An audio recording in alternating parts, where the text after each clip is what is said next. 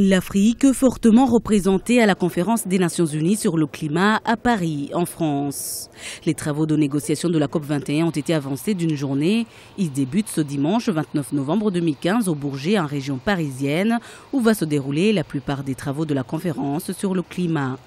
L'Afrique espère aboutir à des engagements fermes des pays développés vis-à-vis des pays en voie de développement afin de pouvoir financer des initiatives de l'économie verte et de l'adaptation aux effets néfastes du changement climatique. Pour que l'Afrique puisse peser lors de la COP21, il faut que l'Afrique puisse mettre en avant l'argument qui consiste à se dire ceci, étant entendu que les pays africains ne sont pas des pollueurs avérés, il revient donc aux pays industrialisés, qui sont des pollueurs bien reconnus, de pouvoir mettre de l'argent sur la table. Auquel cas, l'Afrique ne serait pas très motivée, sinon pas impliquée pour pouvoir répondre à la problématique du changement climatique telle qu'elle est attendue par le monde entier. Plusieurs pays africains ont élaboré des stratégies pour contribuer à la réduction des émissions de gaz à effet de serre.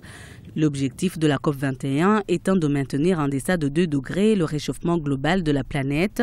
L'Éthiopie s'apprête ainsi à diminuer ses émissions de 64% d'ici 2030, la République démocratique du Congo à 17% d'ici 2030. Le Gabon s'engage à une baisse de moitié à l'horizon 2035.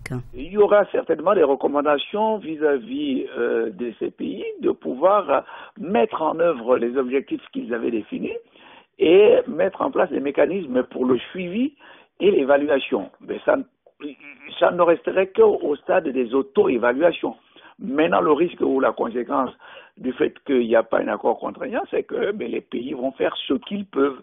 Et quand ils font ce qu'ils peuvent, donc ils peuvent toujours faire le minimum. Et ce minimum risque de ne pas être celui attendu pour répondre à l'atténuation, par exemple, des conséquences qui résulteraient du changement climatique. Les pays africains, qui ne sont pas de grands pollueurs, négocient donc des financements pour promouvoir les énergies vertes et leur développement économique.